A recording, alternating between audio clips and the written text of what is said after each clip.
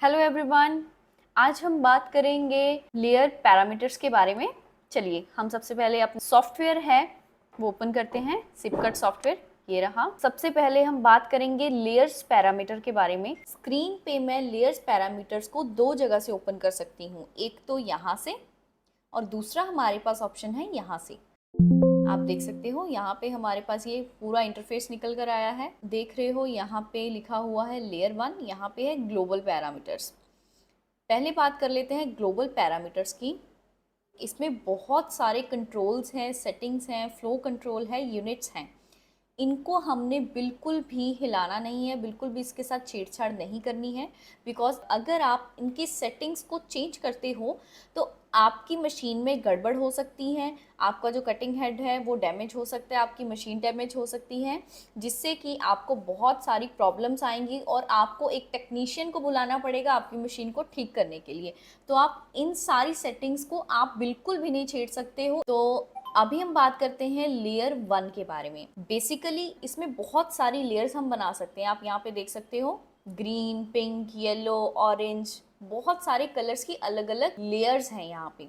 हम लेयर्स में क्या करते हैं, मान लीजिए आपके पास अलग अलग शीट्स आती हैं कटिंग करने के लिए। कोई 1 mm की है, कोई 5 mm की है, कोई 6 की है, कोई 10 mm की है, और उन सभी का जो मटेरियल है वो भी डिफरेंट टाइप्स का होता है। कोई MS है, कोई स्टेनलेस स्टील है, कोई GI है। तो हम क्या करते हैं, शीट के अकॉर्डिंग, मटेरियल के अकॉर्डिंग हम डिफरेंट टाइप्स की लेयर्स बना लेते हैं, जिससे कि हमें आसानी हो जब हम कटिंग करें, हमें बार बार सेटिंग्स को चेंज करने की जरूरत ना पड़े। और एक नॉर्मल ऑपरेटर को सारी चीज़ों की सेटिंग्स के बारे में पता नहीं होता, तो क्या होता है कि हमारा जो टेक्नीशियन है, जिसको जो इंजीनियर होता है, जिसको पता होता है कि हाँ कितने mm की थिकनेस के लिए कितनी सेटिंग करनी है, क्या फोकस चेंज करना है, क्या कटिंग स्पीड चेंज करनी है, वो आकर करता है। आप क्या करते हो, सिंपल आप लेयर को चूज करते हो। आपको पता होता है कि ग्रीन वाली लेयर में मुझे MS काटना है 1 mm का, या रेड वाली लेयर में मुझे 5 mm की शीट काटनी है, माइल्ड स्टील वाली शीट काटनी है। तो हमें लेयर्स को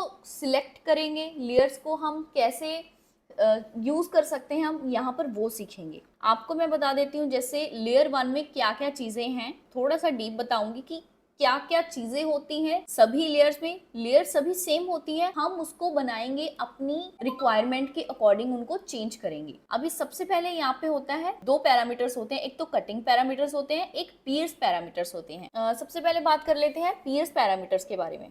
ठीक है, ये सिंपल है, इसमें कुछ भी नहीं है। पियर्स का मतलब क्या होता है, मेनली जो इजी वे में है वो है होल। कटिंग हेड कोई भी कटिंग करने से पहले उसमें एक होल करता है। आप देखो, मैं आपको दिखा देती हूँ यहाँ पे, ये देखिए, जब कटिंग हेड ये पीस कट करेगा तो यहाँ पे एक सबसे पहले इस स्टार्टिंग पॉइंट पे वो एक होल करेगा। पियर्सिंग तब यूज होती है जब आपकी जो शीट है उसकी मोटाई, उसकी थिकनेस बहुत ज्यादा होती है। जैसे मान लीजिए 15 mm हो गया, 16 mm हो गया, 20 mm हो गया। स्टेजेस में होती है, 1 2 3 स्टेजेस में होती है। अगर जो कटिंग हेड है हमारा एक ही बार में होल करेगा, आपकी जो शीट है वो बहुत ज्यादा हीट हो जाएगी और उसके बाद आपका जो कटिंग हेड है वो भी डैमेज हो सकता है, क्योंकि वो उसकी नोजल जो है बहुत ज्यादा क्लोज होगी मेटल के साथ। तो इसी वजह से पियर्सिंग 3 स्टेजेस में होती है। अगर हमें रिक्वायरमेंट होती है जब हमारी जो मेटल की मोटाई है वो बहुत ज्यादा होती है, क्योंकि वो एक ही जगह हमारी जो लेजर बीम है वो फोकस करती है उस टाइम पर, क्योंकि उसने पूरा होल निकालना होता है शीट में से ताकि वो अच्छे से कटिंग कर पाए। अभी हम फिर से यहाँ पे जाएंगे। ठीक है,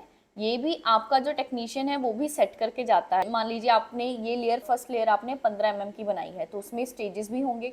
वो अपने आप सेटिंग करेगा कि हाँ इस स्टेजेस में आपको ये स्पीड चाहिए, ये हाइट चाहिए, ग्रेस प्रेशर इतना चाहिए। तो ये चीज़ होती है। कटिंग पैरामीटर्स के बारे में बात करते हैं।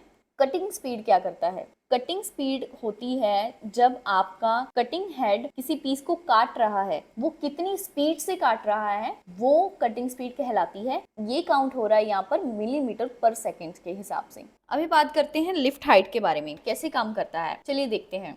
यहाँ पे मैं आपको बताती हूँ। मान लीजिए आपके कटिंग हेड ने ये वाला पीस कट किया, ठीक है। अब आपका कटिंग हेड फिर ऊपर की तरफ लिफ्ट होकर दूसरे कटिंग पीस के पास जाता है। जब वो कटिंग हेड ऊपर की तरफ उठा, उसको हम लिफ्ट हाइट बोलते हैं। इसको बिल्कुल नहीं छेड़ना आपने, इसकी जो वैल्यू है उसको भी बिल्कुल भी नहीं छेड़ना, क्योंकि ये ऑटोमेटिकली जो हमारा मैन्युफैक्चरर है उसके द्वारा सेटिंग की हुई है। आप इसको भी सिर्फ समझ सकते हो कि ये कैसे काम करता है, ये होता क्या है। अभी बात करते हैं नोजल हाइट। नोजल हाइट का मतलब होता है कि जो आपकी नोजल और आपकी जो शीट है उसके बीच का जो डिस्टेंस है उसको हम नोजल हाइट बोलते हैं। ये हमेशा लगभग 0.5 to 1 mm तक ही रहता है। अभी बात करते हैं गैस टाइप के बारे में। गैस टाइप आपको पता है कि दो तरह की गैस हम यूज करते हैं, एक ऑक्सीजन और दूसरा नाइट्रोजन। जो कटिंग गैस होती है, जैसे कि मान लीजिए MS माइल्ड स्टील जो होती है, उस पर हम ऑक्सीजन यूज करते हैं, और बाकी जो स्टेनलेस स्टील हो गया, कॉपर हो गया,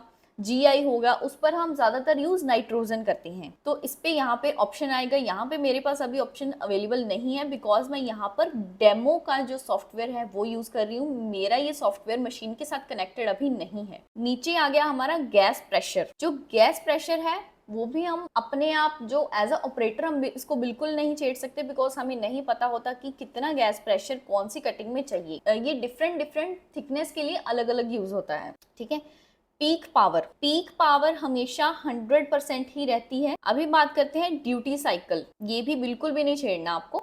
पल्स फ्रीक्वेंसी को कटिंग फ्रीक्वेंसी भी बोलते हैं। ये चेंज होती है अकॉर्डिंग टू योर कटिंग। मतलब कि जब आप मार्किंग करते हो, इसका जो क्वांटिटी है वो 1000 रहती है। अगर आप कटिंग कर रहे हो तो इसकी कुछ अलग होगी, लाइक 5000 भी हो सकती है। वो हमें इतनी ज्यादा इसके बारे में जानने की जरूरत नहीं है, क्योंकि अगर आपने गलत में डाल दिया, इंक्रीज डिक्रीज कर दिया, तो आपकी मशीन उसी टाइम डैमेज हो सकती है। इसको तो हमें बिल्कुल छेड़ना ही नहीं है। आपको सिर्फ समझाने के लिए मैं यहाँ पर बता रही हूँ।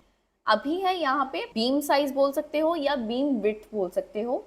ये भी, इसको भी आपको बिल्कुल भी छेड़ने की जरूरत नहीं है, क्योंकि ये मैन्युफैक्चरर के थ्रू यहाँ पे सेटिंग ऑलरेडी की हुई है कि आपका जो लेजर बीम है उसके जो साइज है वो कितना आएगा नोजल से। फोकस पोजीशन, कटिंग फोकस या फोकस पोजीशन जो होती है वो भी according to the thickness change होती है। यहाँ पर अलग अलग थिकनेस के लिए, अलग अलग मेटल के लिए यहाँ पे फोकस पोजीशन है वो चेंज होती है। Laser on delay, laser off delay. Laser on delay, off delay का मतलब होता है कि लेजर डिले होती है जब मान लीजिए आपने रिमोट कंट्रोलर से स्टार्ट का बटन दबाया कटिंग करने के लिए, तो एकदम से आपकी जो लेजर है वो नहीं आती, वो कुछ मिली सेकेंड्स का डिले करती है। यहाँ पे वो डिले टाइम लिखा होता है कि हमें कितने मिली सेकेंड्स के डिले टाइम से हमारी जो लेजर बीम है वो नोजल से बाहर निकालनी है। अभी ये वाला पोर्शन देखते हैं, स्लो स्टार्ट मेनली तब यूज होता है जब आपके जो मेटल की मोटाई है वो बहुत ज्यादा है। आपका जो स्टार्टिंग प्रोसेस आप स्लो रखना चाहते हो, जैसे मान लीजिए आप पियर्सिंग करते हो, आप होल निकालते हो, वो आप थोड़ा स्लो रखना चाहते हो आपकी जो, ताकि आपकी जो शीट है वो थोड़ी कूल डाउन रहे, तब यूज होती है। स्लो स्टॉप वो भी ज्यादातर यूज होती है कि जब आप ज्यादा थिकनेस वाली मेटल को कट करते हो। नीचे है पावर कर्व। यहाँ पे एडिट पर जाएंगे,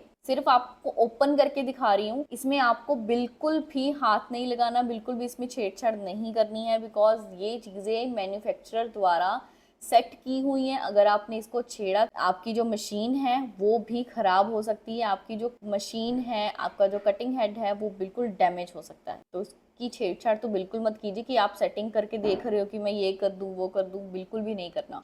इन चीज़ों के बारे में अब देखते हैं। रिड्यूस लिफ्ट का मतलब है कि आपको मैंने बताया था ना कि लिफ्ट हाइट क्या होता है। लिफ्ट हाइट का मतलब होता है कि जब आपकी जो कटिंग हेड है वो कटिंग करने के बाद लिफ्ट अप होती है वो।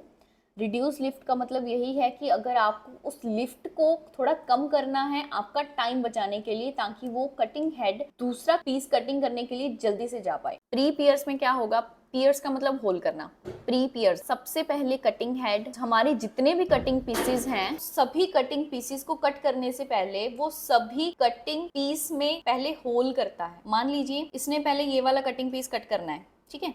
ये क्या करेगा, सबसे पहले इसमें होल कर देगा। क्यों करेगा, बिकॉज ये बहुत मोटी शीट है। मान लीजिए 10 mm की शीट है, इसमें इसने होल कर दिया, हमारा जो एरिया है बहुत ज्यादा हीट हो गया। उसके बाद क्या करेगा, ये कटिंग हेड यहाँ पर जाएगा, इसमें होल कर देगा, यहाँ पे जाएगा, इसमें होल कर देगा। ये कटिंग नहीं कर रहा, सिर्फ होल कर रहा है, यहाँ पे होल कर देगा। फिर उसके बाद जब ये यहाँ पर आएगा, तब तक हमारा ये वाला जो एरिया है, ये वाला कटिंग पीस है वो कूल डाउन हो गया। इसको अभी कटिंग हेड कट करेगा और ये नॉर्मल टेम्परेचर में कट होगा, ज्यादा हीट नहीं होगा, लिमिट क्रॉस नहीं करेगा। इसी तरह ये वाला पीस कटिंग होगा, ये प्री पियर्सिंग का मतलब आप समझ गए होंगे कि ये ज्यादातर तब यूज होता है जब आपकी शीट है वो बहुत ज़्यादा थिकनेस में होती है, बहुत ज़्यादा मोटी होती है, जैसे कि 10, 15, 20 mm, ताकि आपकी शीट डैमेज ना हो, आपका जो कटिंग हेड वो भी डैमेज ना हो। अभी बात करते हैं, नेक्स्ट आते हैं डी फिल्म के बारे में। आपने देखा होगा कि हम स्टेनलेस स्टील की शीट्स कट करते हैं, उसमें एक लेयर चढ़ी होती है, प्लास्टिक लेयर चढ़ी होती है, कोई कवर होता है ताकि स्टेनलेस स्टील पड़ी पड़ी भी वो खराब ना हो सके, उस पर कोई स्क्रैचेस ना पड़ जाए। तो वो शीट हम कटिंग करने के बाद उतारते हैं ज्यादातर। तो वो शीट की जो लेयर है उसको काटने के लिए स्पेशली डी फिल्म आता है। ये ज्यादातर हम स्टेनलेस स्टील की जो लेयर है उसमें यूज करते हैं। उसमें 2 बार कटिंग होती है। सबसे पहले वो फर्स्ट लेयर वो प्लास्टिक की जो लेयर होती है वो काटती है, सेकेंड लेयर वो मेटल को काटती है अच्छे तरीके से। तो 2 बार कटिंग होती है हमारे एक ही कटिंग पीस की। रीकूल का मतलब क्या होता है, आपकी जो मेटल शीट है वो बहुत ज्यादा मोटी है, तो